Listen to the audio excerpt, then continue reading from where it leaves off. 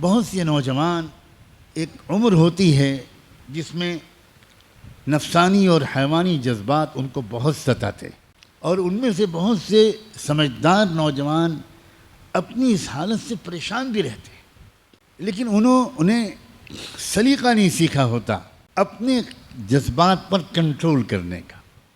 ان میں سے جتنے نوجوانوں کو ذرا فکر مندی نصیب ہو جاتی ہے، وہ تنہائیوں میں اپنے راز کھولتے ہیں اور وہ بتاتے ہیں کہ میں اس بری عادت میں مبتلا ہوں۔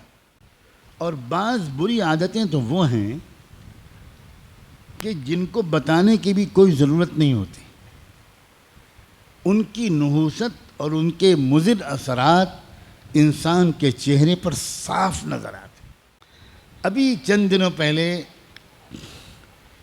ایک نوجوان میرے پاس آیا اور اس نے آ کر کہا کہ بہت پریشان رہتا ہوں، پڑھائی میں دل نہیں لگتا وغیرہ وغیرہ، تو دماغ بالکل سن ہو گیا ہے، کسی کام کے لائق نہیں رہ گیا ہوں، پتہ نہیں کیا ہوتا جا رہا ہے، مجھے کوئی عمل بتا دیجئے، کوئی دعا کر دیجئے، پانی پہ دم کر کے دے دیجئے۔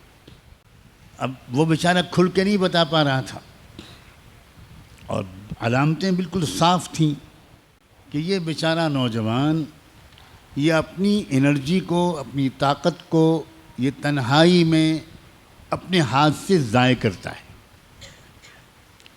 یہ اس گناہ میں پھنسا ہوا ہے۔ میں نے اس سے کہا بیٹا ایک بات بتاؤ، کیا ماسٹربیشن کی عادت تو نہیں ہے تم کو؟ اپنے ہاتھ سے اپنی جوانی کی قوت کو نکالنا؟ بس ایک دم سے رو پڑا اور کہنے لگا حضرت 10 سال ہو گئے ہیں میں اس بیماری میں مبتلا۔ میں نے کہا بیٹا اپنے اوپر رحم کرو، اپنے اوپر رحم کرو، سوچو تمہاری صحت کتنی خراب ہو رہی، یہ تمہاری یادداشت کا کمزور ہو جانا، یہ پڑھائی میں دل نہ لگنا، یہ کنسنٹریشن کا بالکل بار بار بریک ہو جانا،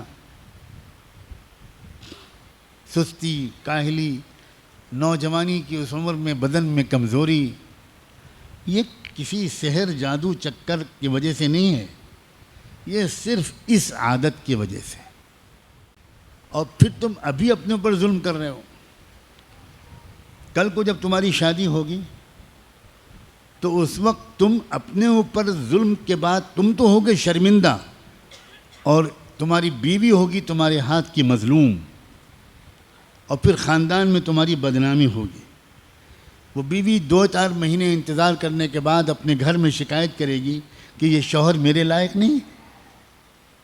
چھٹکارا دلوائیے اس میں۔ شروع میں ماں باپ اپنی بیٹی کو سمجھائیں گے، مگر کب تک؟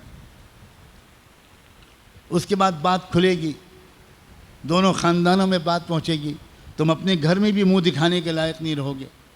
شروع میں کچھ دن تک تمہارے ماں باپ تمہارا ساتھ دیں گے، کہیں گے کہ یہ بالکل جھوٹا الزام ہے اور غلط ہے، اور ہم پولیس میں رپورٹ یہ سب تماشا ہوگا۔ بالآخر ڈاکٹر حکیم کے پاس جاؤ گے اور وہ تصدیق کر دیں گے کہ بالکل صحیح بات ہے، یہ لڑکا اپنی بیوی کے لائق نہیں ہے۔ تم اس زندگی کو جہنم بنا رہے ہو بیٹا، اپنے اوپر ظلم کر رہے ہو، اور یہ تو تم ابھی تم بھگت رہے ہو سزا، اور مرنے کے بعد کیا ہوگا؟ اللہ اس نوجوان کو ہمیشہ کے لیے محفوظ کر دے اور سب کو محفوظ کر دے۔ اس نے پھوٹ کے رونے لگا۔ اس نے کہا نہ میں پانی پہ دم کراؤں گا، نہ دعا و تعویذ کے لیے کہوں گا، آپ مجھے ترکیب بتائیے کہ میں اس سے کیسے اپنے کو بچاؤں۔ میں نے کہا بہت آسان ترکیب، بہت آسان ترکیب۔ دیکھو، خیال دماغ میں آئے گا، خیالات کے آنے کو شروع میں روکا نہیں جا سکتا، بالکل آئے گا۔ اب تو تم اتنے زمانے سے عادی ہو گئے ہو، لیکن خیال کو عمل میں تبدیل ہونے سے روک لینا یہ تمہارے اختیار میں۔ اور اس کی ترکیب یہ ہے کہ تم فوراً اپنی حیت بدل لو. اگر تم لیٹے ہوئے ہو، بیٹھے ہوئے ہو، اکیلے ہو، کھڑے ہو جاؤ، اٹھ جاؤ، چہلنے لگو، چلنے لگو، وضو کرو فوراً، 2 رکعت نماز کی نیت باندھ لو، تسبیح پڑھنے لگو، درود شریف پڑھنے لگو، مکہ مدینے کو یاد کرنے لگو، اپنی ذہن کو ادھر سے ہٹاؤ. 2 منٹ کے اندر سارا بھوج اتر جائے گا، تم نارمل ہو جاؤ. اتنی سی قوت ارادی، اتنی سی ول پاور تم کو اس تباہی سے بچا سکتی ہے. قطعاً مشکل نہیں. لیکن کیا کریں ہمارے بچے، اور اب تو بچیاں بھی سیکھتے نہیں، پوچھتے نہیں، شرماتے بھی ہیں، ڈرتے بھی ہیں. لگتا ہے ان کو کہ ہم کو ڈانٹ پڑے گی. گھر کے بڑے بوڑھے ماں باپ وہ خود عمر کے ان مراحل سے گزر چکے ہوتے ہیں، لیکن کوئی باپ اپنے بیٹوں کو یہ باتیں نہیں سمجھاتا. کوئی ماں اپنی بیٹیوں کو یہ باتیں نہیں سمجھاتی.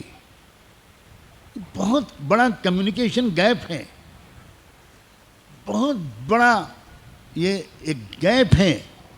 اسی وجہ سے ہمارے بچے برباد ہو رہے ہیں. حالانکہ جو آج باپ اور ماں ہیں وہ بھی تو کبھی 14-15 سال کے تھے، وہ بھی تو کبھی 16-17 سال کے تھے، وہ بھی تو کبھی شادی شدہ زندگی سے پہلے کے نوجوان کنوارے تھے. کیوں بھول جاتے ہیں اپنے دنوں کو؟ کیوں بھول جاتے ہیں اپنی غلطیوں کو، جذبات کو؟ یہ بہت بڑی غلطی ہے. اور میں پچھلے کچھ عرصے سے اب میں نے فیصلہ کیا ہوا ہے کہ میں بار بار ان باتوں کو کھول کر بیان کروں گا. کیونکہ مجھے جب بھی ایسی باتیں میں نے کھول کر بیان کی ہیں، مجھے 50 سے 100 تک میسیجز یا ای میل ملے ہیں کہ تھینک یو ویری مچ مولانا، اللہ آپ کو جزائے خیر دے. وہ بیان میں میری آنکھ کھل گئی اور ایسی ترکیب آپ نے بتا دی کہ مجھے 1 سال ہو گیا مجھ سے وہ غلطی دوبارہ نہیں ہوئی. اس کا مطلب یہ ہوا کہ ہمارے عزیز نوجوان بچے یہ ہمارے جگر کے ٹکڑے ہیں بھائی، یہ ہماری امت کا مستقبل ہے، یہ قیمتی لوگ ہیں. ان کو ذرا سے مشورہ دے دیا جائے پیار سے، اور مزید اللہ توفیق دے تو ان کے لیے دعا مانگ دی جائے تنہائی میں. کیا پتہ اللہ تعالیٰ ان کو ہمت دے دے اور وہ بہت آسانی کے ساتھ اس دلدل سے نکل آئیں. جن لوگوں کا روحانی پہلو مضبوط رہتا ہے وہ بہت آسانی سے اپنے جذبات کو قابو میں کر لیتے. انہیں تو اتنا عمل بھی نہیں کرنا پڑتا جتنا میں نے بتایا. جیسے کوئی خیال ان کے دل میں آتا ہے وہ ایک دم سے استغفر اللہ پڑھتے ہیں، لا حول ولا قوت الا باللہ پڑھتے ہیں. حضرت یوسف علیہ السلام نے کیا کیا تھا؟ بھاگے تھے اور کہا تھا معاذ اللہ. اتنا ہی تو کہا تھا انہوں نے، معاذ اللہ، اللہ بچا لیجیے مجھے. بھاگے بھی اور دعا بھی مانگی. یہ بہت اہم اشارات ہیں. نقل مکانی، اس جگہ سے ہٹ جانا، پوزیشن کو چینج کر دینا، یہ سب روحانی قسم کی تدبیریں ہیں جن سے انسان بڑی آسانی کے ساتھ نفس اور شیطان کے حملوں سے بچ سکتا ہے.